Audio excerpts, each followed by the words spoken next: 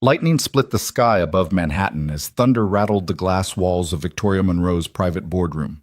The assistants had cleared out, leaving her alone with a single object on the glossy mahogany table, an ivory envelope sealed in dripping gold leaf.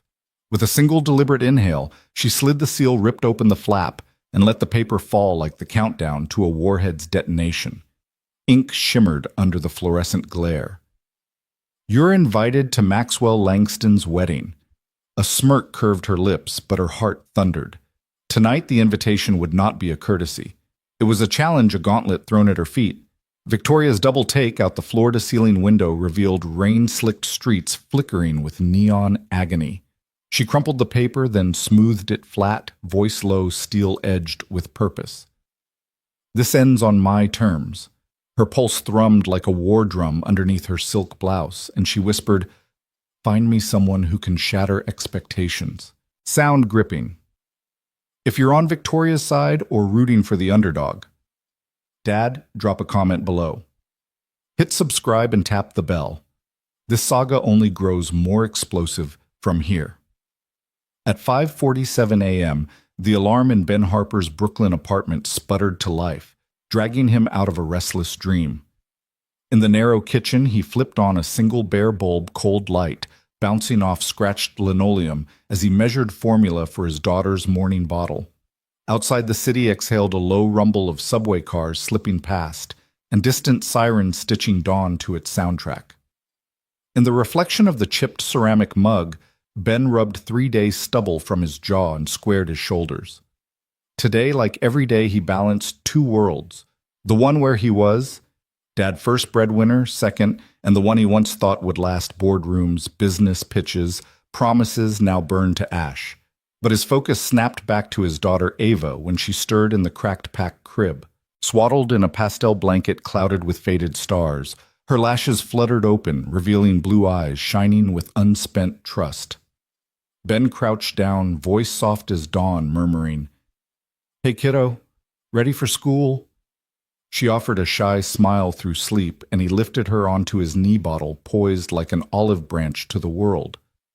One slow sip, and Ava's restless stir turned to contented sighs. Ben's heart clenched and eased in the same breath. Caring for her was easy, providing for her almost impossible.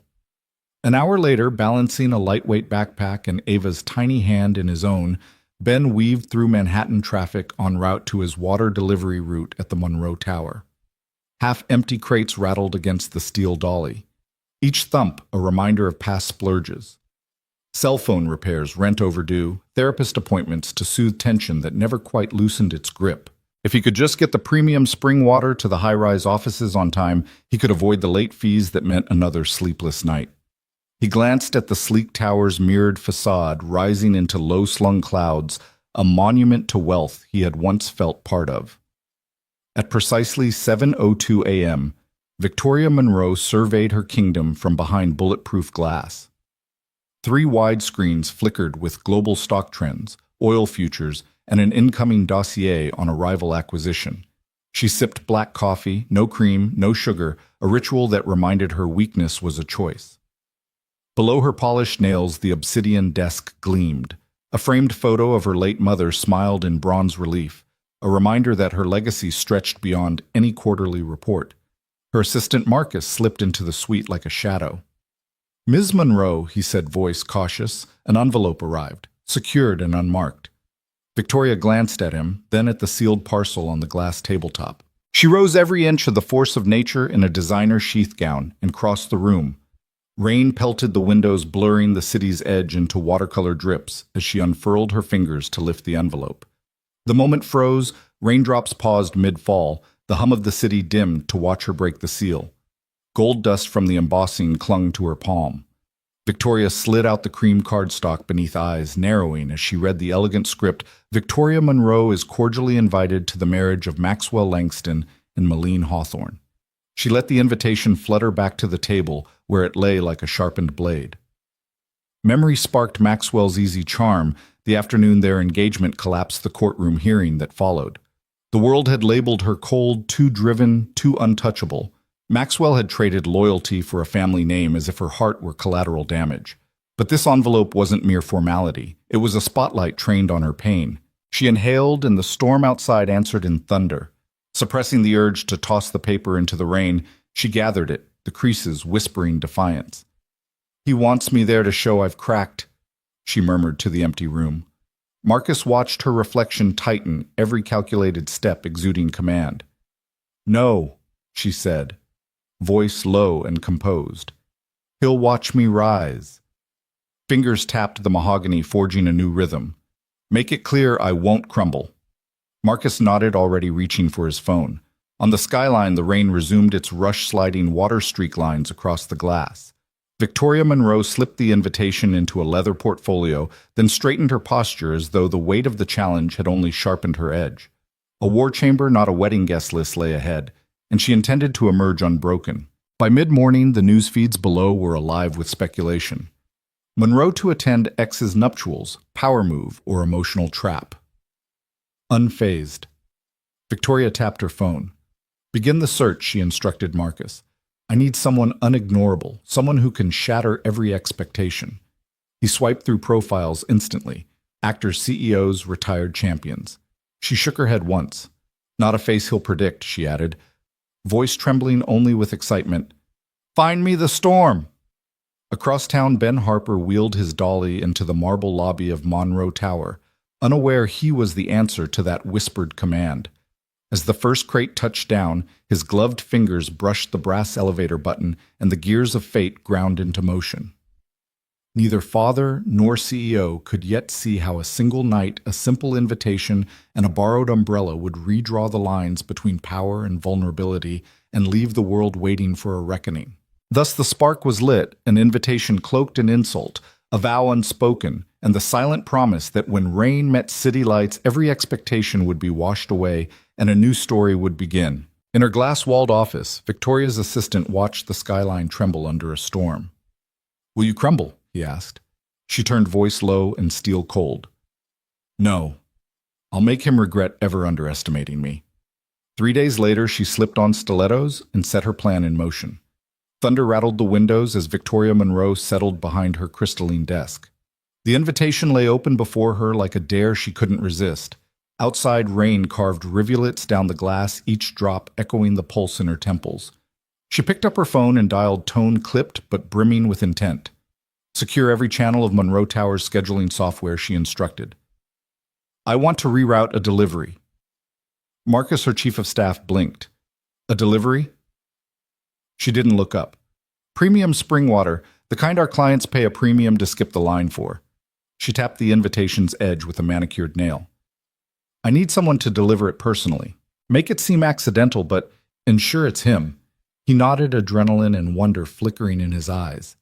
Victoria hung up, then rose and walked to the floor-to-ceiling window.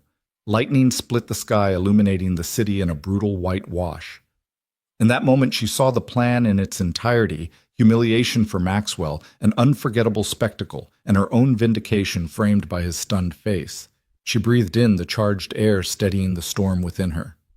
That night, she lay awake on a mattress that felt as cold as marble. Her mind replayed every slight Maxwell had dealt, each calculated smile in boardrooms, every public whisper questioning her strength. She pictured his smug satisfaction when she declined his last outreach, and then the invitation artfully cruel landing like a gauntlet at her feet. Sleep fled before the shape of her retaliation, a man who needed no script, no crutch, whose mere presence would crack Maxwell's polished world. Meanwhile, 3 boroughs away, Ben Harper folded laundry in his cramped bedroom. The whir of the washing machine blended with the distant hum of traffic. When he checked the water delivery route online, his heart sank. There was no condo address for Everhart Tower. He rubbed the sleep from his eyes, shrugged into a wrinkled shirt, and kissed Ava's forehead before she stirred. Whatever change was coming, he resolved it could wait until after he'd tucked her in again. Back at Monroe HQ, a small team assembled in a covert war room. Screens flashed with live feeds of building manifests, GPS trackers, and internal calendars. A data specialist keyed in Ben's name, former VP at Beacon Grid, now off the grid entirely. No LinkedIn profile, no public records beyond a delivery license. Perfect. Victoria watched the lines of code blur under her gaze, finding him had been easier than she'd anticipated. "They'll think it's a new executive perk," she said as Marcus arranged the final details. "A concierge-style delivery, the kind of surprise and delight that goes viral." Her lips curved. "Only he won't know he's part of a spectacle until he's standing beside me." In the half-lit morning hours, Monroe Tower's internal system blinked with a sudden alert: route adjustment required. The next available delivery slot, Ben's, was instantly rerouted to the 15th floor private lobby. A notification pinged his app. He frowned at the address change and tapped to accept. The fee was high, but sometimes opportunity looked like money. Victoria returned to her office at dawn, slipped off her stilettos, and stretched in silence. She allowed herself a moment of calm. The storm outside had passed, leaving the city damp and gleaming. She picked up the invitation once more, tracing the embossed letters with her fingertip, and recited Maxwell's name like a promise. When Ben wheeled his dolly into the marble lobby 3 days later, the polished floors echoed beneath his boots. He paused, scanning the pristine walls etched with Everhart holdings. The sky outside was a hard blue.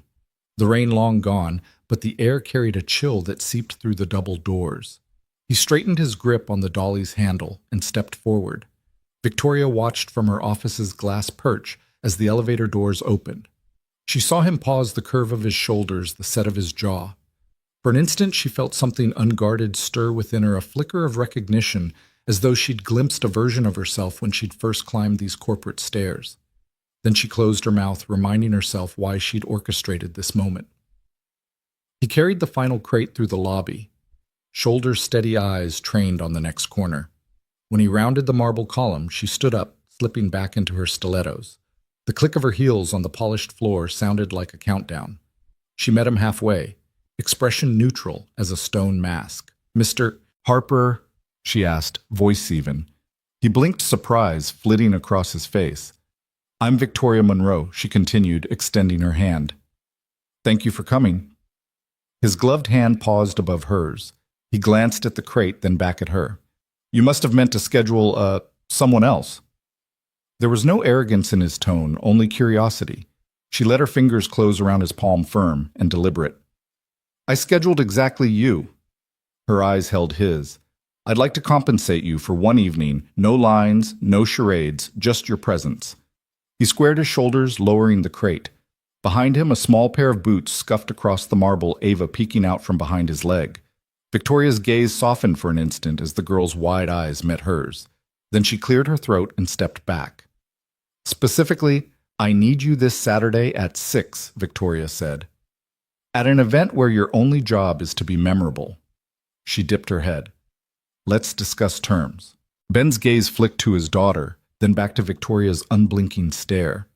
Somewhere between the residue of his old life and the scaffolding of his new, he perceived the gravity in her words. He knelt to adjust Ava's jacket clasp, then rose with measured calm. "I have a daughter," he said softly, "and she comes with me."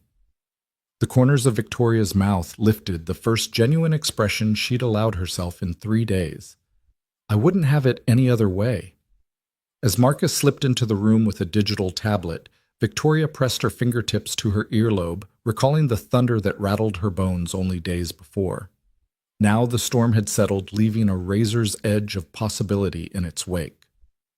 Ben reviewed the contract on the screen, 5 figures in his account. Before the ink dried with a single clause, no surprises. He scrolled to the signature line. Victoria watched him sign with a calm that belied the tremor of victory in her chest. She turned and walked back toward her window where the city sprawled beneath an early sunset. In that moment, she tasted triumph. And something else, a fragile anticipation she couldn't yet name. The final rays of daylight faded, and she slipped her stilettos back on heels, clicking with resolve. The die was cast. The game had begun, and this time she intended to win. Ben Harper balanced the wobbling stack of water crates with the precision of a tightrope walker. The 15th floor loading dock of Monroe Tower smelled of polished marble, and industry faint bleach mingled with the steam rising from the deliveries ramp below. His gloved hands gripped the handle of the dolly as if it were the only steady thing in his life, each dented crate a reminder of overdue bills and the surgery fund ticking up in his daughter's medical file. He took a breath. steadying himself against the blast of air as the freight elevator doors slid open, and that's when he saw her. Victoria Monroe emerged from the private corridor like a monarch descending for judgment. Her heels clicked against the concrete floor, a measured cadence that made the entire dock hush around her. She wore charcoal gray tailored pants and a white silk blouse, sleeves rolled to her elbows, as though she might dive into work at any moment or storm an empire. Her gaze found his instantly sharp and appraising. He blinked at the contrast, her composed power against his rumpled uniform and scuffed boots. She stopped 2 feet away, arms crossed, expression unreadable. Finally, she said, "Mr. Harper, I need a date for Saturday." He swallowed the words echoing in his mind like a riddle. A date. At a wedding for someone else? His voice came out in a croak. "Ma'am, He glanced at the crates again, half expecting a joke. "I'm here delivering water." Victoria's gaze flicked to the dolly, then back to him, lips curving the slightest smirk. "Yes, and you'll be delivering more than water," she said. "I want you at Maxwell Langston's wedding, Saturday, 6 o'clock. No lines, no speeches, no romantic pretense, just you walking beside me." She let that hang between them. "Can you do that?" His first thought was that a man had to be out of his mind to stand in front of a billionaire CEO and call that a reasonable request. His second thought was of Ava's medical bills stacking up on the kitchen counter. "Why me?" he asked, voice firmer than he felt. "There are plenty of models," she interrupted, voice neutral. "Actors, high-priced escorts, people who know exactly what to say and how to smile. I don't want someone who can fake privilege. I want someone who embodies authenticity, someone Maxwell hasn't planned for." She tilted her head. "Someone memorable." Ben's throat tightened. He'd spent the last year fighting to be seen, to not vanish in a crowd. And here was this woman offering him exactly that, yet just as quickly doubt flared. "My daughter comes with me," he said. He braced himself, imagining her terrified face at some high society event where they'd stare at her stroller. No compromise. "She stays." Victoria paused, stepping closer so the overhead light skimmed across her sharp cheekbone. For a heartbeat, her mask slipped, revealing a flicker of something raw, perhaps empathy, perhaps calculation. Then she nodded once. "Of course. Miss Harper should come too. She deserves her slice of confidence." She turned slightly, raising one hand. "But that means you'll have to be polished, proper, able to withstand scrutiny." She waved a hand toward the crate. "Finish this, Mr. Harper, then meet me downstairs in 30 minutes. We have details to discuss." He lifted the crate fingers stiff and started forward. As he rolled the dolly toward the elevator, he felt her watching. Nothing like this had ever happened to him. Never. A CEO personally recruiting him for a spectacle, never an offer that could change the tide of his life. Anxiety fluttered in his chest, but beneath it was something else, possibility. The freight elevator closed, and he guided the crates down to the lobby, the click of her heels fading behind him. In the glass panels at the entrance, he caught her reflection, a solitary figure framed by gray skies and downtown chaos. Something in her stance spoke of someone used to command even in quiet moments. He wondered what had driven her to pick him from all the people she could have chosen. By the time he returned 20 minutes later, he'd dumped half the crates in the storage room and tied off his shoelaces with trembling fingers. He stepped into the lobby by the revolving doors, straightening his back. There she was again, waiting by the concierge desk, as if she'd never left. A sleek black folder lay open in her hand. "I trust your daughter is settled," she asked, voice courteous. "She's fine," he replied, eyes sweeping the marble columns. "Can I ask what this is about? Why make such a spectacle?" Victoria glanced down at the folder, then back at him. "Because Maxwell needs to see something he didn't expect. I need him unsettled by the simplest sight, a man who needs nothing from him but respect." She handed him a stack of papers, an itinerary, a dress code for his daughter, the schedule for hair and makeup, the limo pickup times. "Everything's here. My assistant will handle the details, but you need to know the plan." He flipped through the pages, absorbing each directive: tuxedo fitting, Friday evening rehearsal, at the estate tomorrow, at dusk, press photos at the red carpet. At the bottom, a single line caught his eye: payment transferred on acceptance. No amount specified. She'd mentioned generous compensation. His breath caught. He thought of fuel bills, rent arrears, Ava's hearing consultation. This could change everything. You really mean this, he said, voice low. Victoria nodded, tucking a loose strand of hair behind her ear. I mean every word. Are you and Mr. Harper? He looked at the folder, then at her. He could almost hear a ticking clock, the only sound in his mind, aside from Ava's laughter, echoing from a happier dream. He closed the folder with a determined click. I'm in, he said, but I want one guarantee. Her brow lifted. Name it. That after Saturday, nobody touches my daughter. No photographs in tabloids, no leaked stories. He met her gaze squarely. She's my priority. Victoria's lips curved into a genuine smile, the first he'd seen. It softened her usual steel-hard demeanor and lit her eyes with something close to relief. That's agreed. You and your daughter stay protected. Everything else is on me. He exhaled, feeling the tension in his shoulders ease for the first time in days.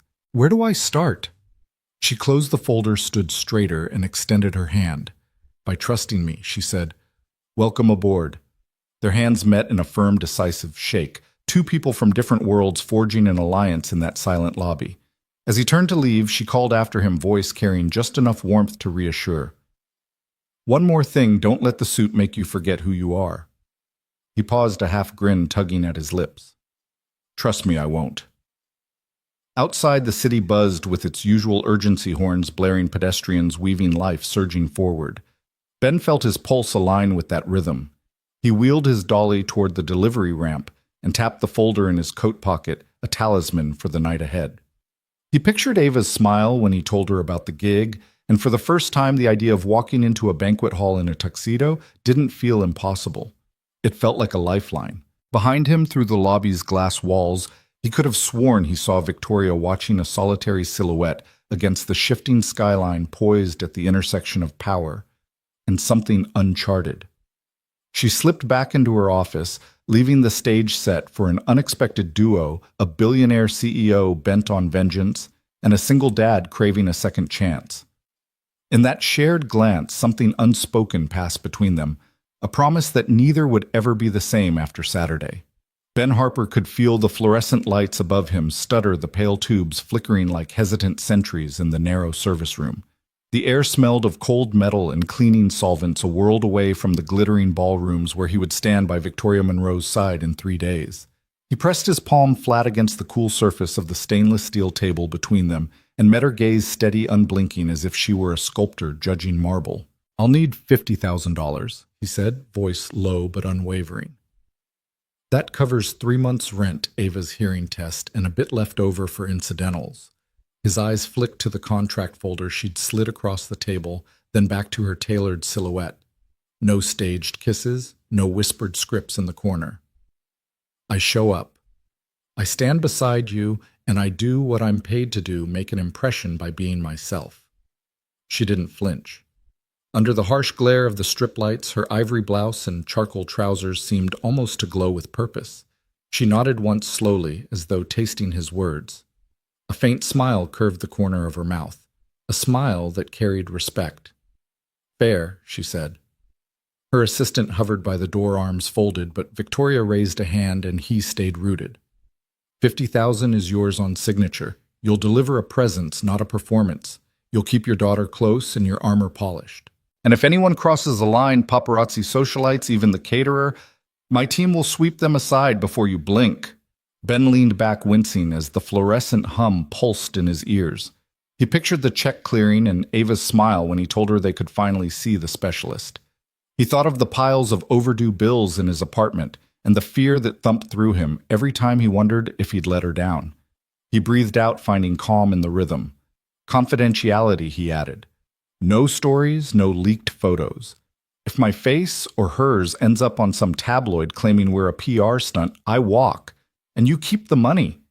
Victoria's gaze sharpened with approval. Agreed. She gestured to Marcus, who produced a slim pen from a pocket in his blazer. He slid it across to Ben, who picked it up with careful fingers. They spread the contract on the table, precise lines of legalese etched in black ink, guaranteeing payment, specifying boundaries, outlining non-disclosure clauses and listing contingencies for any breach. The document was cold and clinical, but in that moment it felt warm with potential. Ben set the pen to the signature line. His heartbeat drummed in his wrists as he scrawled his name, Benjamin Harper. He dipped the pen in ink and signed again on the addendum guaranteeing confidentiality. Then he snapped the cap closed and placed the pen back on the table. Victoria reached out, lifting the folder with graceful ease. She tucked it under one arm and extended her free hand. "Welcome aboard, Mr. Harper." He took it, noting the firmness of her grip. In that simple contact, he felt a surge of solidarity, two people forging an unlikely partnership under the same fluorescent glare that had once served only to highlight his struggles. "Thank you," he said, voice quieter now, edged with something like humility, "for trusting me." She tilted her head, a silken curtain of dark hair brushing her shoulder. "Trust isn't given lightly," she replied, "but I believe you won't let me down." He nodded, gathering his coat and the contract folder as though they were lifelines. As he turned to leave, Marcus cleared his throat and slipped forward with a printed schedule. Ben glanced at the itinerary, a Friday evening suit fitting at Lionel and Hart, a rehearsal at dusk Saturday on the Montclair estate lawn, press positioning at precisely 5:45 p.m. "I'll be there," Ben said, sliding the schedule into his coat pocket, "and I'll do exactly what we agreed." Victoria straightened her shoulders and watched him head for the door. When he paused in the threshold, she added, voice soft but firm, "Don't let the suit make you forget who you are." Ben gave a faint smile, a rare gesture he reserved for moments of genuine connection, and stepped into the hallway. The door clicked shut behind him, and the dull throb of the fluorescents in the service room faded to silence. Outside, in the quiet hum of the tower's interior corridors, he exhaled fully, for the first time since she'd roped him into this plan.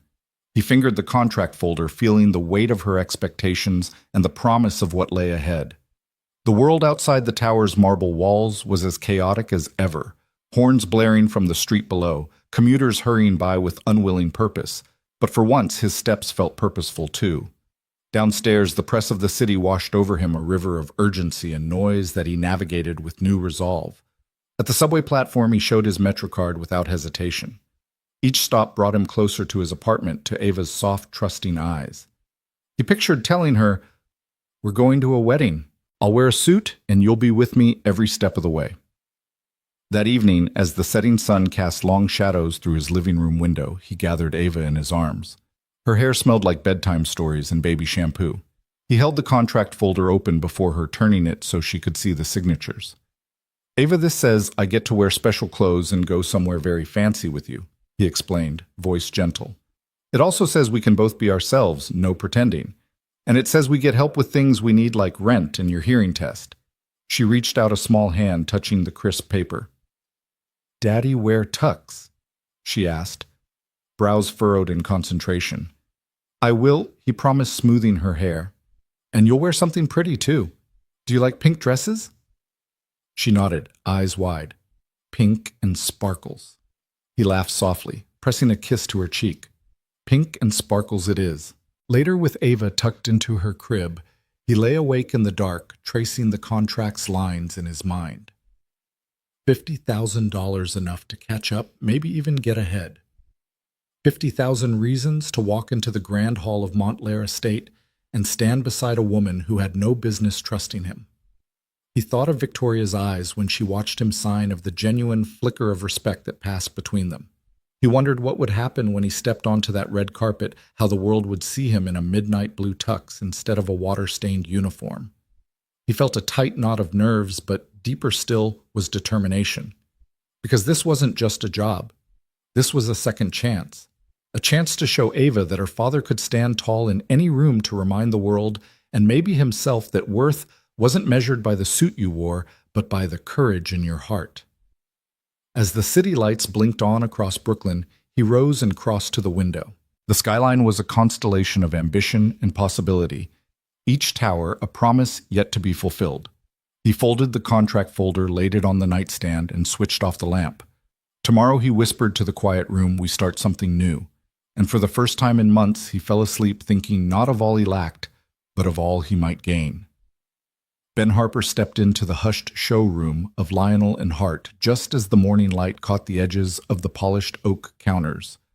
The shop smelled of rich mahogany and fine fabric, an intoxicating blend of possibility and history.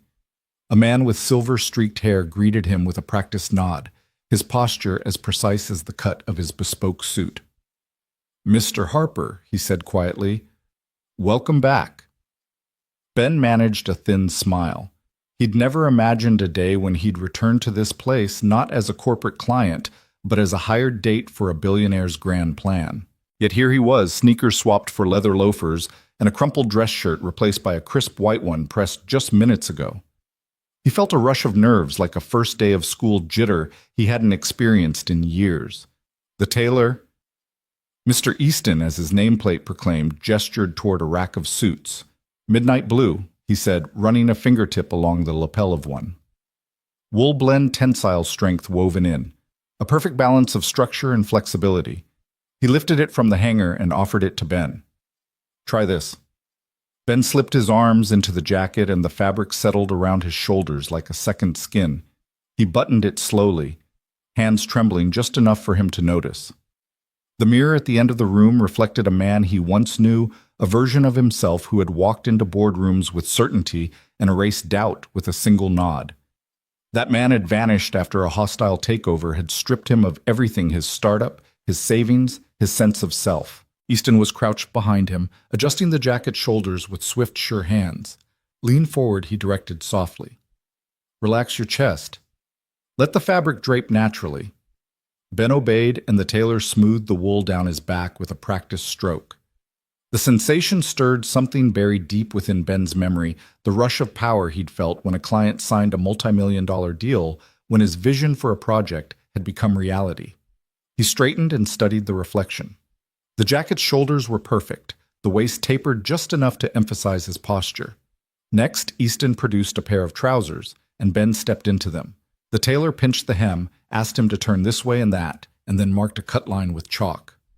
As Easton stepped back, Ben finally exhaled. The silence in the showroom felt sacred. He could almost hear the applause he used to receive after a flawless boardroom presentation, the quiet murmur of respect that followed his every strategic pivot. He placed his palms on the counter and leaned in, examining the cut of the lapel, the subtle sheen of the fabric. "That looks sharp," he murmured, surprising himself with how much pride warmed his chest. Sharper than he'd felt in years. Easton straightened at the counter and gave him a knowing look. "You wear it like you were born for it," he said. His voice was calm, but the praise struck Ben like thundercracks of acknowledgement echoing through a long-dormant confidence. Ben's heart skipped. "You really think so?" he asked, voice quieter than he'd intended. The tailor nodded once.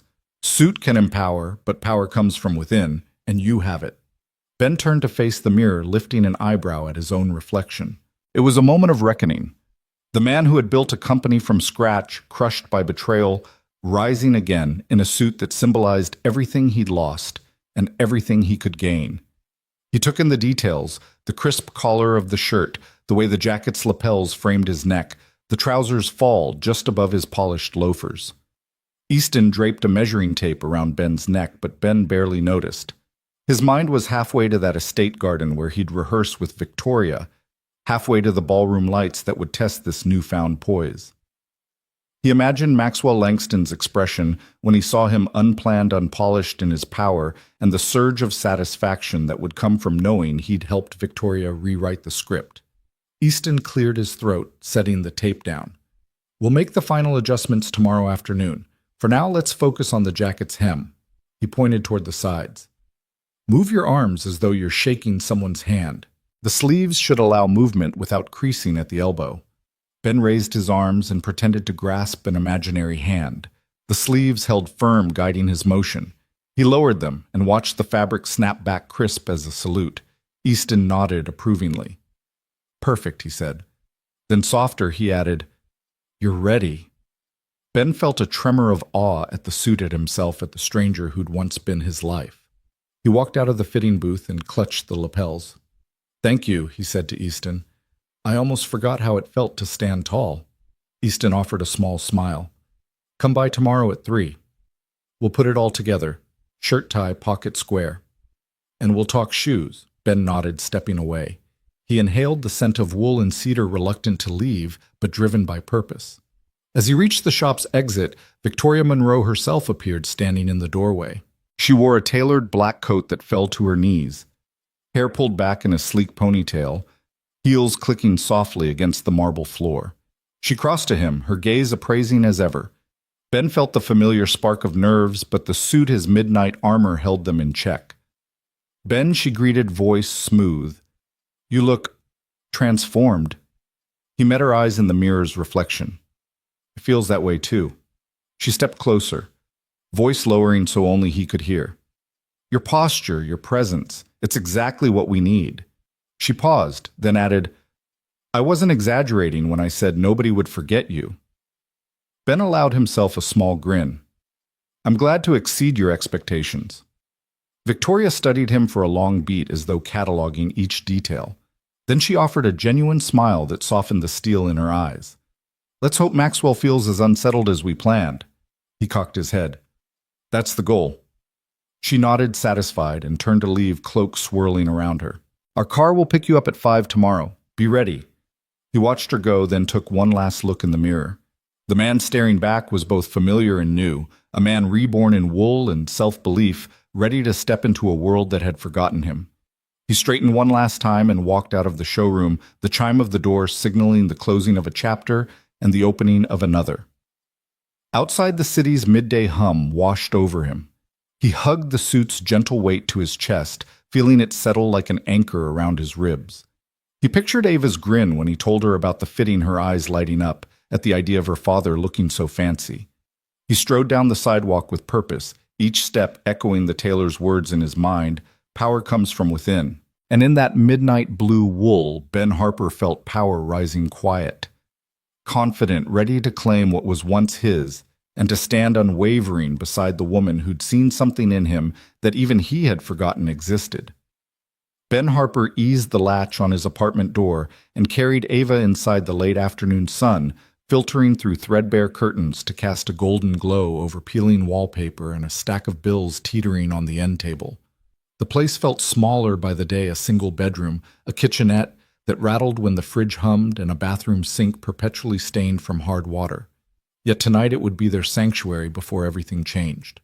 Ava was already pulling at her nightgown as soon as he set her down. Her hair tumbled in unruly waves as if she'd spent the afternoon wrestling with every pillow in the house. Ben knelt beside her on the faded rug, untying the knot at the nape of her neck to unfold the snarled strands. Each finger stroke was deliberate, a small ritual he had turned into an art form over countless evenings.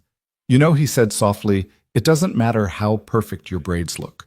What matters is you feel seen. She tipped her head, eyes wide, with the innocent confidence that only 6-year-olds possess. Mama says pretty hair makes you feel pretty. He smiled, brushing a stray curl behind her ear. Mama was right. But being pretty is just the world's applause. Feeling seen, that's what really matters. He worked a bit more gently than coaxing the final knot free. The brush slid through her hair like warm butter melting on toast. Tomorrow night, I'll be wearing a suit, he explained, fingers pausing as he secured one tiny braid. And you'll be by my side wearing your sparkly dress. When people look at us, we'll know we're not pretending. Her gaze drifted toward the living room window where the sun dipped lower, painting skyscraper reflections on the tinted glass of the building across the street. I'm not pretending, she whispered, as though testing the words. Exactly, he said, and placed the brush on the carpet. He stood and fetched her sparkly pink dress, simple tulle with silver accents, and held it out. Ava's face lit up as though he'd produced actual fairy wings. She scampered into it, and he helped tighten the sash, feeling the soft pressure of fabric cinch her waist like a promise.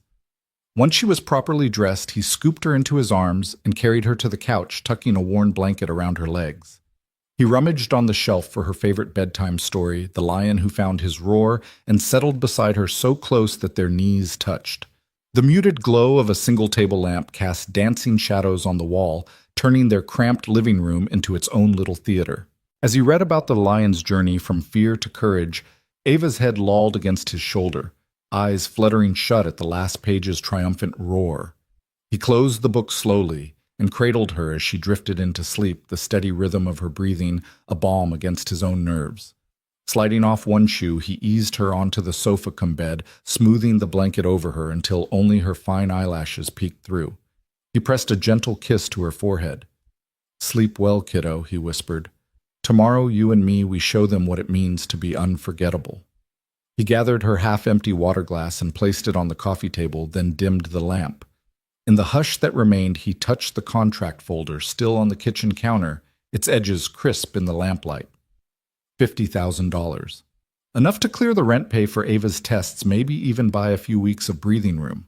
He traced the embossed letters of Victoria's name, wondering for the 1,000th time what he'd gotten himself into. By the time Ben crept into his bedroom, the city had surrendered to twilight, the skyline jagged against a bruised purple sky. He lay down on the thin mattress, heart still thrumming, and closed his eyes. Outside, distant sirens sang their lullaby, but in his mind, the wedding invitation spun like a glittering record, an opening note to a symphony he'd barely begun to learn.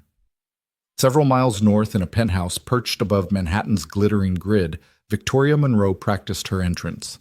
The space was a cathedral to luxury marble floors, cool beneath her stilettos, floor-to-ceiling windows framing the city's high-rises like a constellation she could almost touch. Her reflection rippled in the glass as she walked the length of the sweet heels, clicking with a measured assurance. She paused in front of a full-length mirror, the ivory invitation folded in one slender hand. In the reflection, she saw a woman draped in black silk, elegant, sure, untouchable. But tonight, she would have company. She rehearsed sliding her arm through Ben's, the way his shoulders would square, how his gaze would find hers. She imagined the flashbulbs, the hum of whispered speculation, the way Maxwell Langston's expression would fracture when he realized this was no stunt. Her assistant Felix knocked once and stepped in with a leather-bound guest list. "Miss Monroe, the final seating chart. Media setup is confirmed. Cameras at the entrance stage right.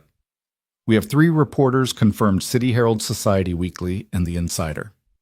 Victoria pinched the bridge of her nose as if to massage the last vestiges of doubt from behind her eyes.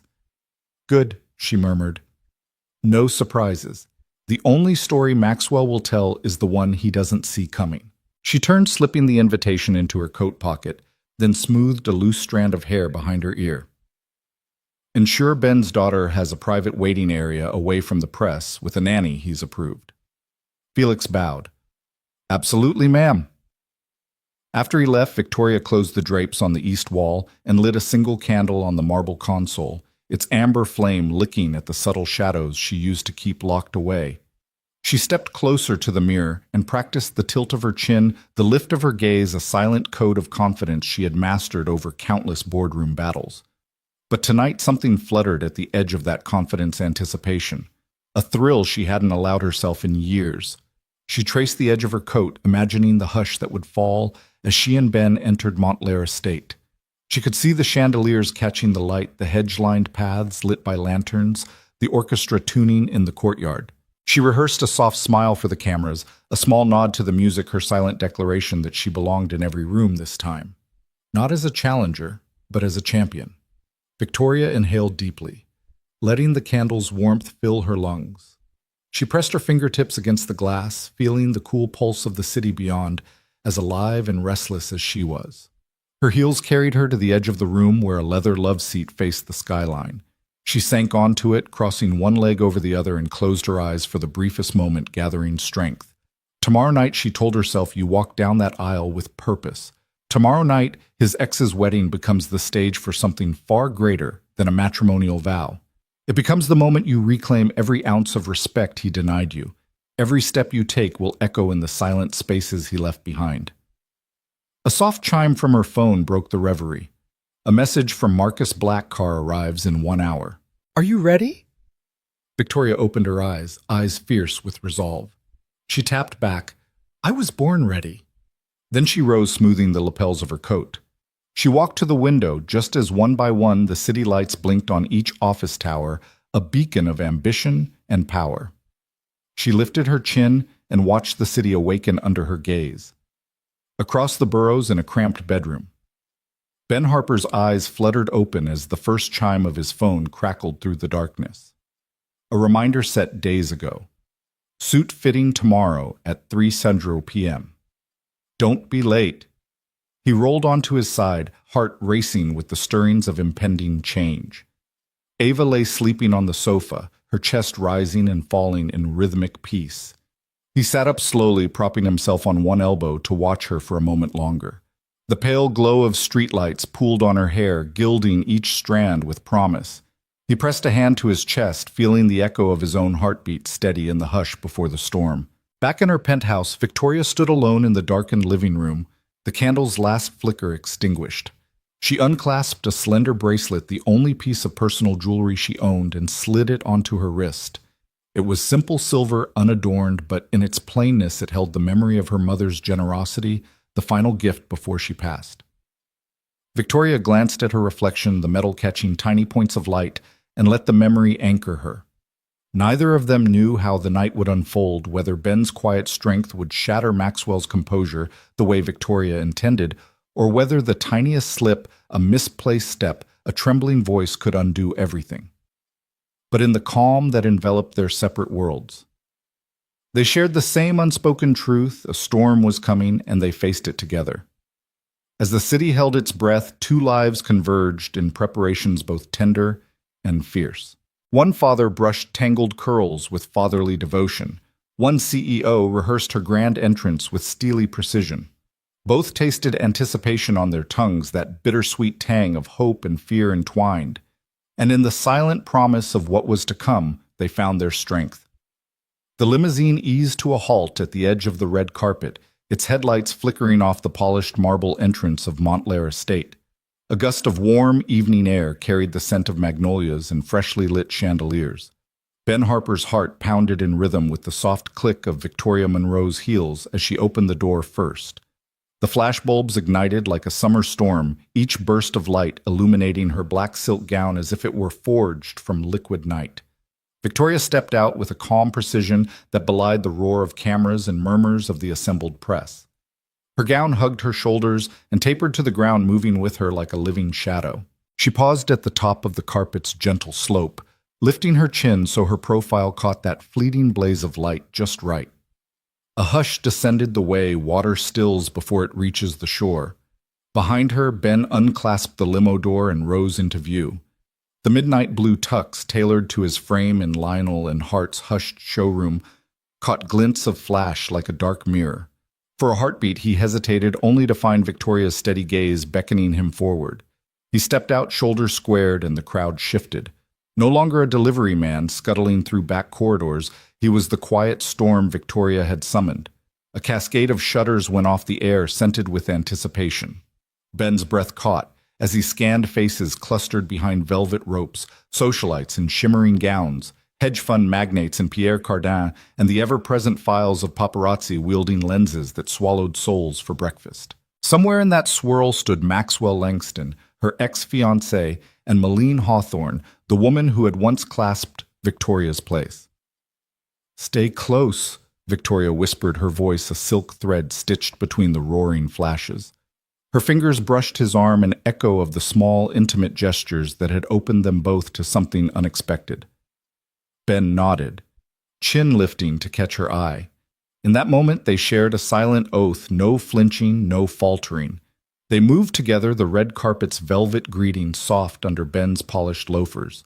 Each step was a line of code written in confidence. Tonight, they would rewrite the narrative.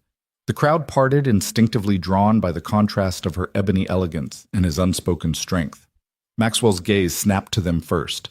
He stood beneath the grand archway, arm draped possessively around Malene's waist, his suit pristine, his smile practiced. But when the flashbulbs danced across Victoria's gown and the silhouette of Ben's quiet power, his composure cracked. His mouth curved into an uncertain question, "Who is that man?" And his eyes flicked from Victoria to Ben, searching for an answer. Victoria offered no explanation. Instead, she raised her shoulders, letting the fabric of her gown fall like a curtain of midnight behind her. Ben kept pace, starlight reflected in the sharp crease of his trousers. They reached Maxwell's side, and Victoria extended her hand, an invitation and a challenge. "Good evening, Maxwell," she said, voice cool enough to still the flurry of paparazzi flashes. "Thank you for having us." His jaw clenched, and Malene's painted smile trembled as she watched Ben's steady form. The tabloids had rehearsed every angle how Victoria would crumble, how she might beg forgiveness or slink away. Instead, here she was radiant and resolute, flanked by a man who had nothing to gain except the dignity she had restored to him. Ben nodded politely, offering a firm handshake that spoke of respect, not rivalry. The cameras zoomed in on that moment, the billionaire CEO and her delivery man date, a tableau no scriptwriter could have devised. A collective breath seemed to catch in the crowd's throat. As they advanced, the whispers began, "Is that him? She really chose the delivery guy? Look how he carries himself." Those murmurs trailed behind them like ghostly applause. Victoria and Ben glided past clusters of well-to-do guests who stared with open mouths and parted like the sea before a storm. They reached the reception hall's threshold, where a wall of crystal chandeliers spilled liquid light across white marble floors. A hush fell again this time, not from anticipation, but from awe. Ben's reflection shimmered against the glossed surface, his posture upright, his presence undeniable. Just moments ago, he had been a ghost in his own life. Now he was the lead in a scene so charged it crackled in the air. Inside the orchestra paused mid-note brass instruments, held poised like sentinels. Victoria and Ben moved toward the head table where Maxwell and Malene sat, Maxwell's hand white-knuckled around his champagne glass. He forced a smile as they approached, but his eyes were unmasked raw with shock. Victoria turned to him once more, her voice softer now, but no less powerful. "I hope you enjoy the evening," she said, and the words slipped across the room like a silk knife. Then she offered her arm to Ben. "Shall we?" Ben lifted her hand to his lips in a courteous gesture that rippled through the crowd, stirring a cocktail of envy and admiration. He helped her descend a few steps to the head table where she seated herself deliberately on a gold-accented chair. The empty place beside her waited like a promise. Ben offered her a slight nod, then took his own seat, his eyes never leaving hers. Maxwell cleared his throat, the brittle sound echoing in the sudden quiet. "Victoria," he began, voice brittle, "you look stunning." She tipped her chin, cool confidence rippling through her gaze. "Thank you. I trust the evening will be equally memorable." He swallowed, and Malene's forced smile wavered as she realized she shared space with a man she'd never imagined competing with. Ben folded his hands in his lap, watching Maxwell with the serene calm of someone who carries his own worth, unshaken by others' expectations. The orchestra resumed its waltz, and servers drifted through the crowd with trays of champagne. Cameras still popped at the perimeter, capturing every tableau Victoria's serene victory. Ben's dignified bearing, Maxwell's tremulous composure. The gallery of onlookers murmured and clicked while Victoria leaned toward Ben, her breath a warm whisper. "You're doing beautifully," she said, and her smile was the faintest curve of dawn-breaking night. He met her eyes, a quiet gratitude shining there. "So are you." The first strains of a violin solo unfolded, and two waiters crossed to present them with flutes of sparkling wine. Ben lifted his glass in a gesture of solidarity, and Victoria tapped the rim gently, glass ringing like a single clear note in the symphony of flashbulbs. They sipped, letting the effervescence kindle a shared warmth. Around them, the reception resumed its rhythm, guests leaning close to murmur assumptions, cameras pivoting to capture every gesture, the orchestra weaving a tapestry of strings and brass. But for Victoria and Ben, the world condensed to the space between them, the breath of silk against wool, the shared heartbeat of triumph and possibility. In that charged hush across the head table's polished surface, Maxwell realized the night had slipped from his control. The woman he had tried to cast aside had returned not as a fragile ghost, but as an unshakable force, and at her side stood not an actor reading from a script, but a man whose quiet strength outshone every chandelier in the room. Victoria caught Maxwell's eye one last time and offered a small, graceful nod, the kind that marked both an end and a beginning. Then she turned back to Ben, her eyes reflecting candlelight, and said softly but with perfect clarity, "Thank you for reminding me who I am." Ben inclined his head, a gentleman's acknowledgement that spoke louder than any spotlight. In that gilded hall, amidst the swirl of gowns and polished cufflinks, they had arrived not as a scandal, but as a revelation proof that true power lies not in pedigree, but in presence. And as the violin solo rose to its final crescendo, the grand entrance that had shattered every expectation settled into memory, leaving an afterglow that would linger long after the last flashbulb dimmed. Ben Harper guided Victoria Monroe through the warm glow of the reception hall, where crystal chandeliers dripped light like frozen waterfalls. The murmur of high society small talk swirled around them, board chairmen extolling quarter returns, hedge fund wolves praising each other's pedigree socialites, flitting from table to canapé tray in search of the next best angle. Normally, a man in Ben's position would have shuffled along the fringes. Tonight, he moved through the room with a surgical calm that unsettled every practiced power play. A distinguished gentleman in a charcoal pinstripe suit leaned in as they passed. "Miss Monroe," he purred, "I didn't recognize your companion. He's distinguished." He paused as though weighing his words between aristocracy and curiosity. "What is his background?" Victoria offered a gracious smile, but Ben answered before she could. "I was once in finance," he said, voice steady. "Ran a small tech firm, then I stepped away." The gentleman blinked at the reference, shifting his gaze from Victoria's polished composure to Ben's unassuming dignity. Now Ben continued, "I'm focused on more important things." The chairman's brow furrowed, his lips pressed into a thin line. A departure from the usual, he murmured, but the edge of envy in his tone was unmistakable. Ben merely inclined his head as if acknowledging a fact that needed no defense and continued onward. Across the ballroom, a board director from Everhart Holdings intercepted them, glass of champagne poised like a sword. "Victoria, darling, you simply must introduce me to this fascinating man," she said, voice heavy with expectation. "He's hardly the sort you parade around social events." Victoria met her gaze evenly. "Allow me," she said, and introduced them. The director's eyes flitted over Ben's tuxedo, then rested on his calm expression. "Your daughter must be very proud," Ben said, extending his hand. The director coughed, nearly dropping her flute. "Proud, of course," she stammered, imagining headlines that read, "Monroe's secret weapon, the janitor who stole her heart." Ben gave a small nod and moved on, leaving her flushed with startled admiration. They turned down a side corridor lit by mirrored sconces. Soft laughter trailed behind them, women in couture comparing their seats, at the head table men speculating on follow-on deals. Ben scanned the crowd, noting the way people parted as if the night's true drama lay not with the bride and groom, but with the duo who'd just usurped their scene. He caught Victoria's eye, her lips curved in a fleeting smile of surprise and approval. He offered his arm. "May I tempt you with a quieter corner?" She glanced toward the grand piano tucked beneath a balcony of gilded railings.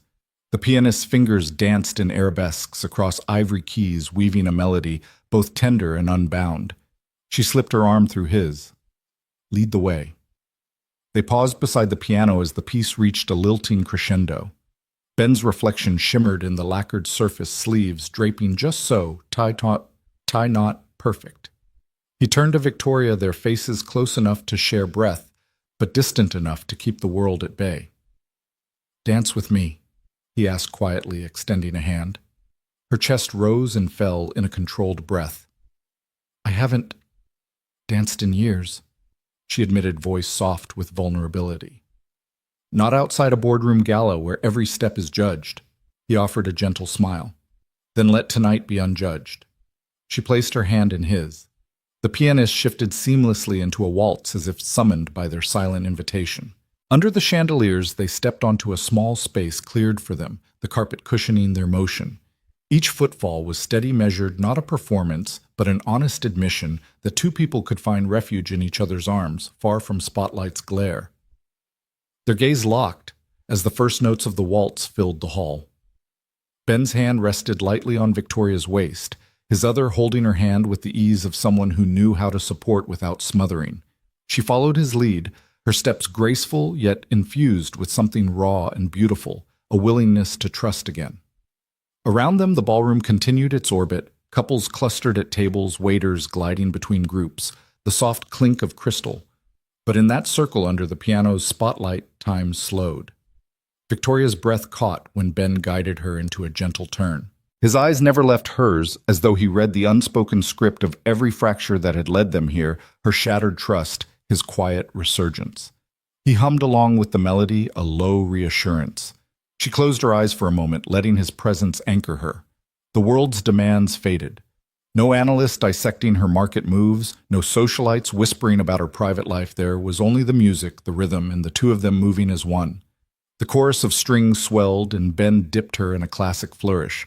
For a heartbeat, she felt weightless, an executive without walls, a CEO without armor, simply a woman reacquainted with the language of grace. When he raised her back up, her hair brushed against the collar of his tuxedo, and his eyes warmed with a rare gentleness. "You move beautifully," he whispered, as much to her soul as to her form. She opened her eyes, a faint laugh trembling at the corner of her lips. "Not half as beautifully as you," she replied, voice brimming with sincerity. "You've made this feel simple." He guided her in a smooth pivot. "Sometimes simplicity is the hardest thing we forget." The waltz drew to its final notes, but neither loosened their hold. The pianist's last chord lingered, a floating question in the air. As the applause rippled through the hall, some curious, some admiring. All transfixed, Ben led Victoria back toward the head table. Maxwell watched from his seat, jaw slack with disbelief. He had expected a spectacle of sorrow or contrition. Instead, he'd witnessed two souls reclaiming their narrative in a display too genuine to script. Malene, perched at his side, looked at him with a newfound disdain. This wasn't the power play they'd anticipated, but a reclamation of dignity that no alliance or inheritance could mimic. Victoria and Ben slipped into their chairs, the final embers of the dance still glowing between them. Victoria's hand brushed against his as she settled a silent thank you for the moment of truth they'd shared. He offered her a subtle nod, meeting her gaze with unwavering loyalty. The orchestra transitioned to light chatter and the clinking of silverware, but the undercurrent had shifted. Where once guests had wondered if Victoria would crack, they now questioned their own assumptions about power and presence. Ben's quiet strength had disrupted the evening's carefully choreographed politics, and his dance with Victoria had forged an intimacy that no whispered rumor or camera flash could breach. As the next course was served, Victoria leaned toward Ben, her voice a murmur meant just for him. "Thank you," she said, fingertips brushing his, "for reminding me why vulnerability can be our greatest strength." He reached for his glass, lifting it in a toast that felt like a vow. "To truth," he said, "and to the moments that reveal it." Their glasses clinked softly, a quiet note amid the evening's orchestrated grandeur. Around them, the guests resumed their conversations, but for Victoria and Ben, the waltz's echo remained a wordless truth shared in a room built on performances. And in that lingering silence between notes, they found a harmony all their own. After the last toast, Victoria and Ben slipped away from the grand hall, threading through guests still clustered around candlelit tables. The cool night air hit them as they stepped into the waiting car. No flashbulbs, no whispered critiques, just the hum of the engine and the city lights blurring past the tinted windows. Ben watched Victoria's reflection in the glass, her profile framed by the glow of passing street lamps. For the first time, she looked vulnerable rather than invincible. They arrived at her penthouse in near silence. The elevator doors opened to reveal art-lined walls and plush carpeting leading to floor-to-ceiling windows that overlooked Manhattan's sleepless streets. Victoria unlocked the door with a swipe of her keycard. Inside, the apartment felt more like a sanctuary than the fortress he'd imagined. A single lamp cast a warm pool of light on a low coffee table, and on the far wall, the city's skyline shone like a constellation she seemed to hold in her hands. "Make yourself at home," she said, shrugging off her coat and letting it fall across a velvet chaise. "I'll get us something to drink." Her heels clicked as she crossed to the bar, where rows of crystal glasses and decanters sparkled under recessed lighting. Ben closed the door quietly behind him. He hung his jacket on a brass hook, then took in the space-soft rugs underfoot, a thick throw draped over the sofa, family photographs discreetly placed among abstract sculptures. It wasn't ostentatious, it was curated, thoughtful, a reflection of a woman who controlled everything except her own loneliness. She poured 2 glasses of amber liquid whiskey neat and handed one to him. "I hope that's okay," she said as he settled onto the edge of the sofa. "I know you're not a drinker in suits." He shook his head, accepting the glass. The warmth of the whiskey seeped through his palms. "It's fine," he replied. "Thank you." They sank into companionable silence, the only sound the traffic far below, and the soft exhale of the air conditioner. Victoria toyed with her glass, tracing the rim with her fingertip. Finally, she spoke. I've stood in boardrooms and courtrooms in front of cameras, and never once did I feel seen, she said, voice low. People respect what I build, what I control, but they don't see the woman behind the titles. She lifted her eyes to the window where distant headlights looked like drifting fireflies. When my father died, I thought I'd find purpose in running Everhart Holdings. Instead, I inherited his ghosts. I learned to mask every doubt, every ache. It became easier to be the storm than to reveal the calm. Ben listened, swirling his whiskey as if it held answers. He realized this was her confession, the one she never allowed in the glare of public expectation. Victoria Monroe, untouchable CEO, was admitting the price of her empire isolation. He set his glass on the coffee table and leaned forward. I know what that feels like, he said. I lost everything once, too. Her head snapped toward him, surprise softening her features. He exhaled slowly, gathering the memory. 5 years ago, I had a startup beacon grid. I poured every ounce of myself into it. Then my partner sold me out. Took the buyout, left me with nothing. My savings, my home, even my marriage, it all vanished. And just like that, I was a ghost in my own life. Her breath caught. She listened as he unfolded the story, how the holding company tied to his ex-partner had buried him, how he'd watched the court strip away his ownership, how he'd fought to keep custody of Ava but lost her for months. Each sentence was a stepping stone over the rubble of betrayal. I remember the void, he continued, voice thick with recollection. Waking up in that empty apartment and thinking I'd never find solid ground again. But then Ava, she became my purpose. She taught me that even when your world is in pieces, someone's eyes can give you reason to rebuild. Victoria's hand trembled slightly as she touched his wrist. I'm sorry, she whispered, and he could feel the weight of her empathy through her silk blouse. I never knew. He shook his head. It's not your fault. He paused, studying her face in the lamplight. Neither is your loneliness. We both survived by hiding our wounds. Only tonight did I see yours. She set her glass down and rose, moving to the window. The city stretched beneath her, a tapestry of lights and hopes. I thought power would fill the hollow, she confessed. But it's a poor salve for a broken heart. I've negotiated every deal, but I've never sold my own soul. That stays hidden even from me sometimes. Ben joined her at the glass, and they stood side by side in the hush. He reached out, brushing a strand of hair behind her ear. You're more than your title, he said firmly. You deserve to be seen for all of you, strength and vulnerability, and you don't have to face it alone anymore. She let out a breath she hadn't realized she'd been holding. I want that, she admitted, voice breaking. She turned, meeting his gaze with raw honesty. I want someone who knows my scars and stays. Ben's heart clenched. Without hesitating, he took her hand and guided her back to the sofa. They sat close, shoulders touching, the earlier tension dissolving into something warm and urgent. In the soft lamplight, their faces were inches apart. I was afraid to trust again, she said, voice trembling. Afraid that every alliance was another betrayal in disguise. He cupped her face, thumb brushing the tears. She blinked away. Trust is a risk, he replied. But some things are worth the fall. Her lips quivered into a small smile. I don't want to be afraid anymore. He leaned in, forehead resting against hers. The whiskey burned at the back of his throat, but his next words were gentler than any liquor. You won't be. They stayed like that for a long moment, two survivors speaking the same wounded language in perfect unison. Outside, the city pulsed and hummed, oblivious to the quiet reckoning taking place in a high-rise above. Inside, time felt suspended, as if the confessions they'd shared had rewound the clock to a point before pride and fear shaped their lives. Victoria rested her head against his chest, listening to the steady beat of his heart. Thank you, she murmured, for reminding me I can still feel. Ben pressed a kiss to her temple. Thank you, he whispered back, for letting me see you. The hush deepened as the clock in the hallway chimed midnight. They sat in companionable silence, hands entwined, no longer two strangers bound by a scheme, but two souls laid bare by honesty. Neither needed to speak again. In the shared quiet, they discovered the truth that vulnerability could be the strongest bond, and that survivors, when seen, could choose to heal together. Morning broke with the shriek of notifications on Ben's phone.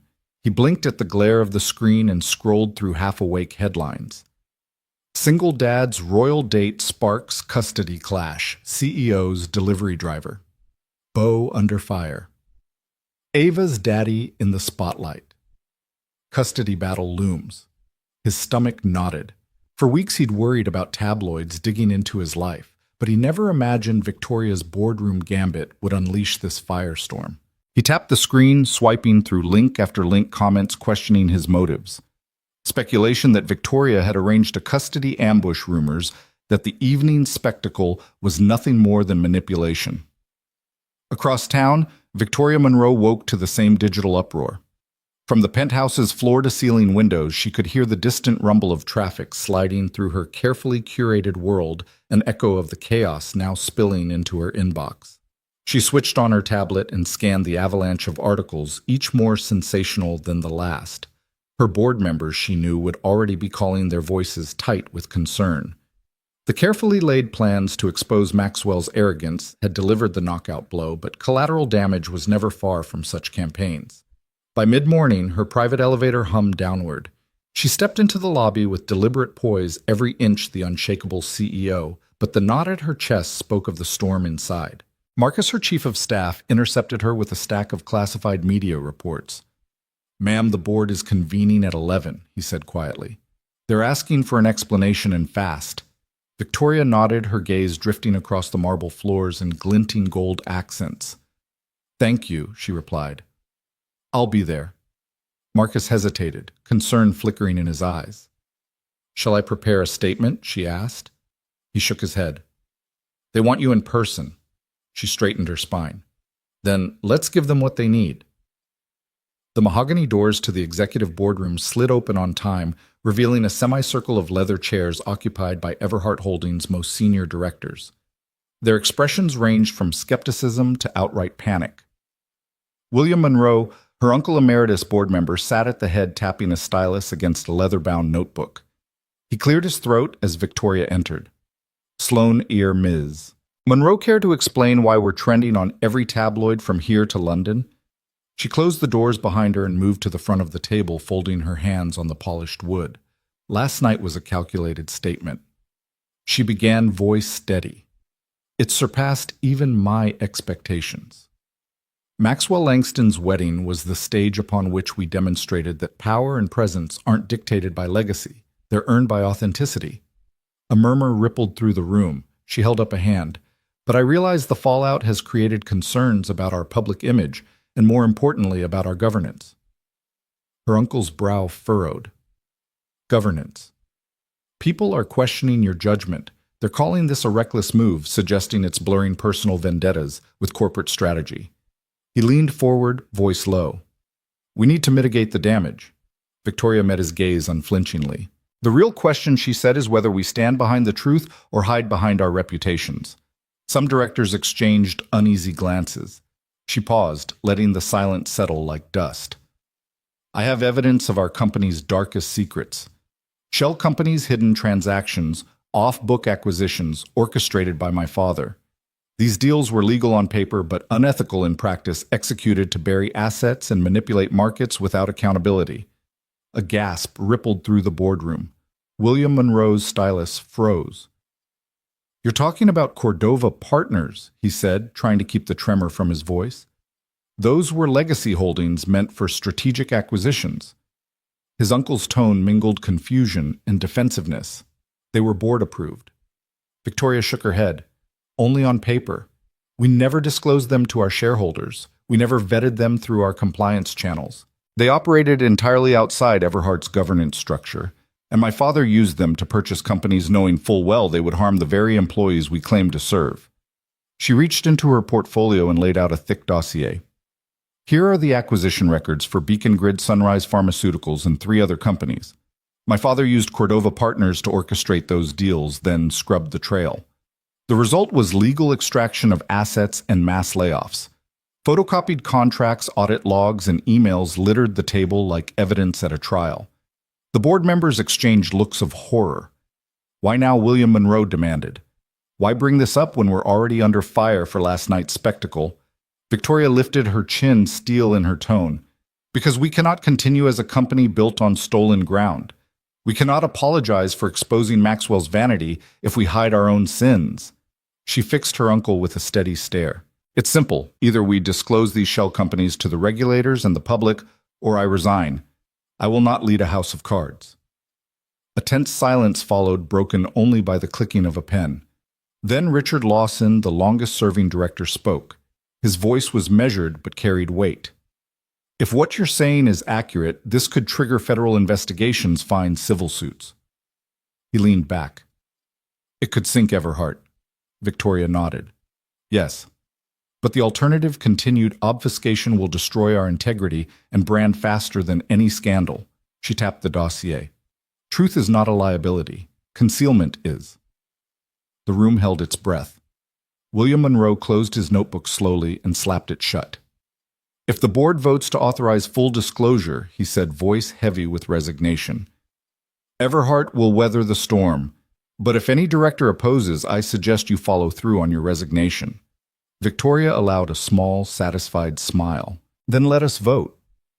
One by one, the board members raised their hands for transparency, for reform, for a future built on accountability rather than legacy. When the last hand fell, the clerk announced the result unanimous in favor of disclosure and unanimous in confidence in Victoria's leadership. William Monroe stood face pale but composed and approached her. He extended his hand, a gesture of truce. You've done what I could not, he said quietly. You've taken the sword to your own lineage. She shook his hand, meeting him eye to eye. We rebuild on honesty, she replied. By lunchtime, Everhart Holdings had issued a public statement admitting the existence of Cordova Partners, detailing the shell companies and pledging full cooperation with regulators. Major news outlets hailed the CEO's courage, speculating that this marked a new era of corporate accountability. Stock analysts revised their rating, short-term turbulence, but long-term resilience under principled leadership. Back in his apartment, Ben watched the news on his laptop. The publicity around Victoria's boardroom victory eclipsed the custody rumors overnight. Headlines shifted. CEO slashes family ties to clean house. Everhart embraces radical transparency. Monroe's boardroom coup. Daughter of founder versus founder's legacy. He closed the lid and exhaled, relieved that the scandal had become a story of reform rather than personal vendettas. Meanwhile, in her penthouse, Victoria sank into her velvet chaise, a sense of relief finally washing over her. The dossiers lay on the coffee table, symbols of the reckoning she'd forced. She stared at the city skyline, still glittering, still relentless. But tonight she felt a quiet pride. She'd chosen truth over convenience, integrity over inheritance. She'd confronted the ghost that haunted her family's name and emerged stronger. Across Manhattan, two lives had collided in a whirlwind of strategy and emotion. Ben Harper had stepped into a world of power he once left behind. Victoria Monroe had embraced vulnerability to shatter the walls her father built. Now facing the fallout together, even from a distance, they had rewritten not only a wedding's narrative, but the very story of Everhart Holdings. The night shadows receded as afternoon sun flooded the penthouse. Victoria rose and walked to the windows, feeling the unfamiliar warmth of genuine confidence. She lifted her phone and typed a message to Ben Storm Weathered. Truth prevails. See you tonight. She hit send and watched the city pulse below, knowing that tonight they would meet not as CEO and contractor, but as two survivors bound by a shared commitment to authenticity and to each other. The morning sun filtered through striped awnings as Victoria Monroe, basket in hand, stepped into the farmer's market. The air was sweet with dew-washed produce and the distant scent of sizzling bacon from a nearby breakfast stand. She paused by a vendor draped in string lights where rows of jam jars gleamed like jewels. Each label, Wildberry Hill Sunrise Strawberry, promised a world of small pleasures. Her fingers brushed the cool glass of a jar and she lifted the lid to inhale the warm, fruity perfume. She smiled, feeling something inside her unfurl. Ben Harper followed close behind Ava's tiny hand tucked in his. He watched Victoria's eyes light as she set the jar against a stack of crusty sourdough slices offered by the baker next door. With a wooden spreader, she scooped a dollop of deep red jam and pressed it into the bread's soft nooks. The jam squished under the gentle blade syrup pooling at the edges. She lifted the piece to her lips and closed her eyes, savoring the burst of sweetness. Ben caught her gaze over the jam-streaked smile and felt his own heart swell. Meanwhile, Ava darted ahead, her pigtails bouncing like heartbeats. She crouched by a flower stall where a lone ladybug crawled across a daisy petal. "Daddy, look!" she chirped, reaching a chubby finger toward the tiny insect. Ben knelt beside her, lifting her onto his hip so she could watch. The ladybug unfurled its spotted wings and lifted off into the morning sky. Ava squealed in delight, sending warm ripples of laughter through Ben's chest.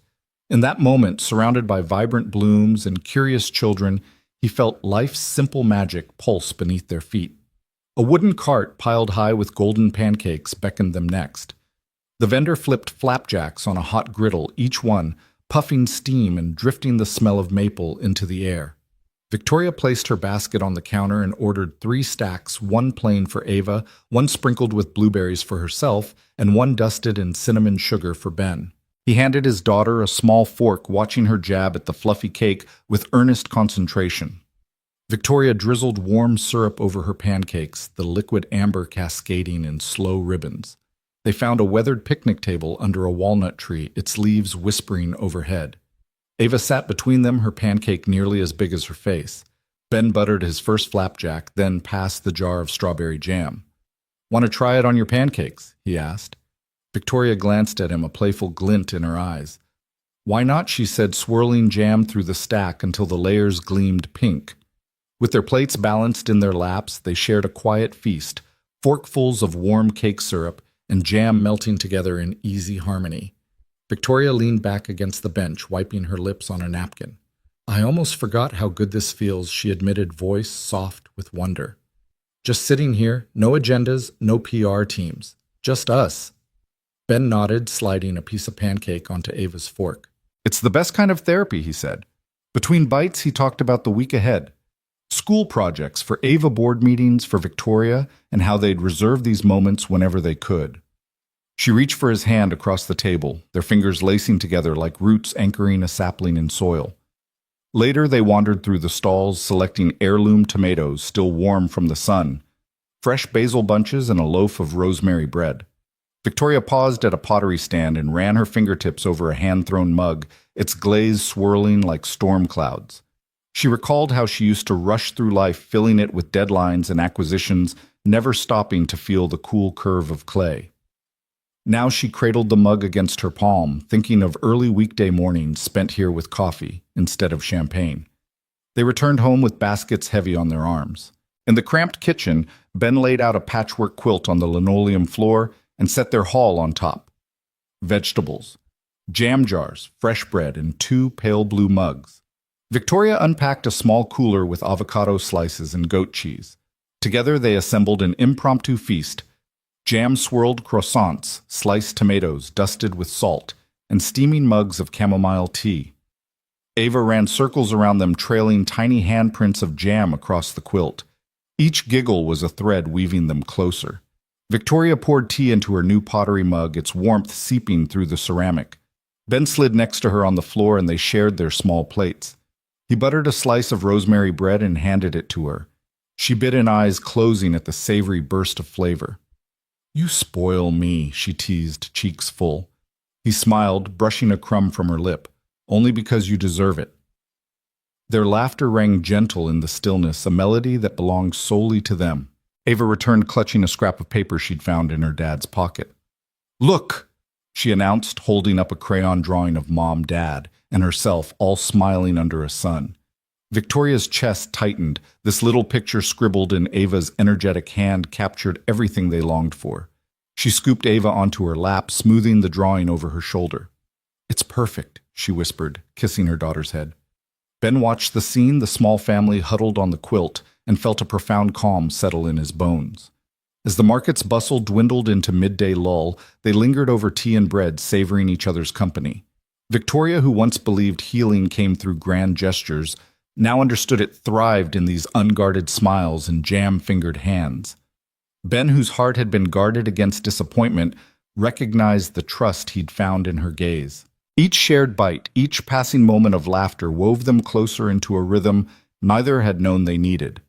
Sunlight shifted through the window, painting the quilt in soft gold. Ava yawned, head heavy from the morning's excitement. Victoria lifted her against her shoulder, humming a lullaby Ava hadn't heard in weeks. Ben rose to grab a cozy blanket, draping it over the three of them. The quilt and the blanket became their world, a nest where healing blossomed without fanfare. Victoria pressed a gentle kiss to Ben's cheek as they sat together. "Thank you for today," she said, voice thick with emotion. "For making me slow down." He wrapped an arm around her and rested his head against hers. "Thank you," he replied, "for letting me in." They remained like that for a long moment, the kitchen's quiet cocoon shielding them from the past's echoes and tomorrow's demands. Outside the city thrummed with life, but inside they had discovered a different pulse, one measured in the sweetness of strawberry jam and the laughter of a little girl chasing ladybugs. In the heart of their humble home, they built a new rhythm stitched from Sunday mornings and simple joys. And in the gentle hush that followed, they realized that healing didn't roar. It whispered softly in the small moments they chose to share. The door to the rooftop swung open on its creaking hinges, and a rush of chilly night air swept over them. String lights. Victoria's handiwork draped overhead like scattered stars, their bulbs glowing soft gold against the inky sky. The city below was a lattice of lights and distant traffic hum. But up here, wrapped in wool and warmth, the noise seemed miles away. Ben pulled his coat tighter around him and watched as Victoria set down a tin teapot beside three mismatched mugs, each one an unspoken testament to the household they'd become. Ava sat between them on a thick blanket, knees tucked under her chin. She hugged a stuffed rabbit that had seen better days, its fur matted but beloved. Ben reached over and ruffled her hair, sending her giggling as the rabbit nearly tumbled from her lap. "Your turn to choose," he whispered, nodding toward the pots of chamomile tea. Victoria smiled and eased herself onto the blanket, crossing her legs. She poured tea into Ava's smallest mug first, then Ben's, then her own steam spiraling upward in glowing tendrils. Ava's face lit up when she blew on her mug. "It's not too hot," she said, sipping carefully. She paused, eyes wide as if struck by some sudden thought. "When I grow up, I want a rooftop like this." She swept her arm toward the distant skyline. "With lights and tea and stars, just for me." Ben's heart tightened. He exchanged a look with Victoria, proud and soft all at once. "You can have anything you want, kiddo," he said, voice thick. "We'll build it together." Victoria wrapped her arms around both of them, pulling them closer under the blanket's generous folds. The lights overhead cast her profile in gentle relief. High cheekbones softened by candlelight eyes, luminous with something deeper than affection. "We already have it," she murmured. "Right here." They sipped their tea in companionable silence, savoring its gentle warmth. Below them, headlights drifted along avenues. Above, a sliver of moon peeked through ragged clouds. Ben rested his cheek against Ava's hair, inhaling the faint scent of chamomile and childhood dreams. Victoria's hand found his fingers curling around his thumb. "I used to think family was a fortress you built by yourselves," he said softly. Voice barely louder than the wind. Walls, defenses, perfect facades. But this feels sturdier even though it's just blankets and lights. Victoria looked at him, eyes steady. "A fortress can become a prison," she replied. "What we're building is something we choose every day, no walls required." A cool breeze rattled the lights and Ava shivered in her seat. Ben scooped her into his arms, brushing a stray curl from her forehead. "Come here, monkey," he murmured, kissing the top of her head. She nestled against his chest, eyelids drooping. The hush thickened, broken only by the soft clink of Victoria's spoon against her mug. They sat like that for a long moment, three silhouettes beneath the glow of scattered stars. No speeches, no grand declarations, just a quiet promise woven in their shared breaths. Every broken piece of their past, lost companies, custody battles, boardroom betrayals felt distant, now softened by the warmth of this new union. After a while, Ava whispered, "Tell me a dream." She looked up at Ben, eyes heavy with sleep. Victoria followed his gaze, leaning in close. "What do you dream about, kiddo?" Victoria asked. Ava yawned, then answered without hesitation. "I dream of pancake mornings in the kitchen. I dream of tea on the roof. I dream of Daddy's stories and Mommy's hands helping me paint." She blinked, fading into drowsiness. Ben kissed her forehead. "Then dream on, little star," he said. Victoria stood and scooped Ava into her arms, carrying her to a low chaise. She laid the blanket across her daughter, gently smoothing its edge.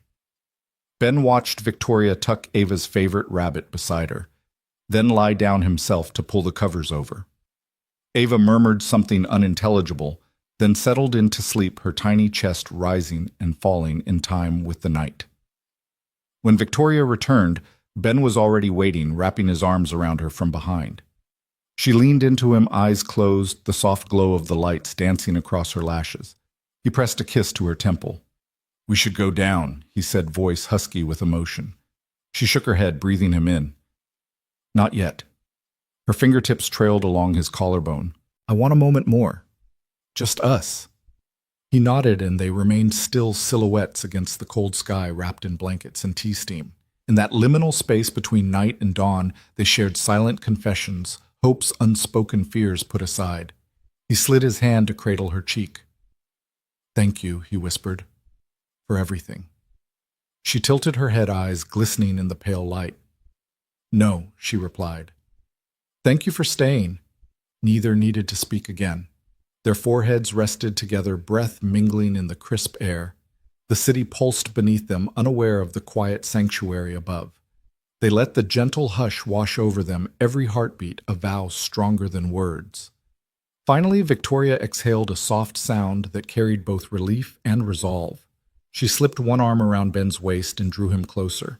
He tightened his hold as if to solidify the moment. When they did stand, it was with reluctant grace, aware that morning would bring errands and board meetings and the next chapter of their intertwined lives.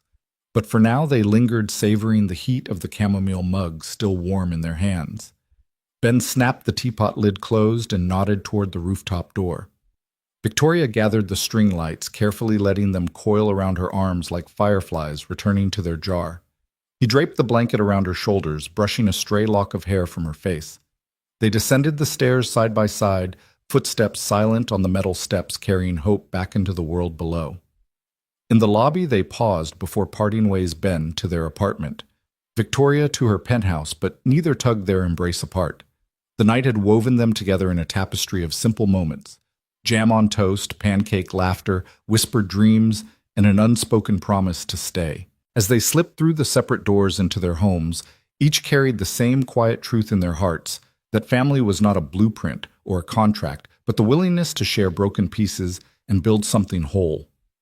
And in that gentle silence under string lights, hope had found its home.